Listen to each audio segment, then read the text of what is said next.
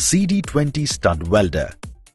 Let's take a look at one of the top models of our collection, the CD20 stud welder. You can connect the mains plug to 230 volt 16 ampere 50 or 60 Hz. Now follow a video to get a complete idea of this model. First, loosen the aluminium hex nut. Select the collet as per the diameter of the weld stud. You can adjust the length of the stud with the help of a stopper. In the next step, you have to insert the collet in the stud welding gun and tighten the hex nut properly to avoid sparking.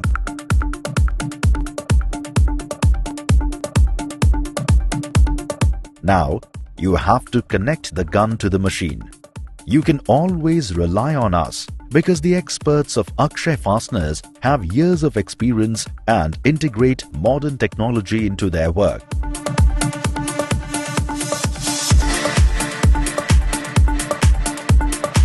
Next, tighten the brass bolt properly to avoid sparking at any cost. You have to connect the earthing cable to the machine and tighten the brass bolt properly to avoid sparking. You have to be extra careful with this step.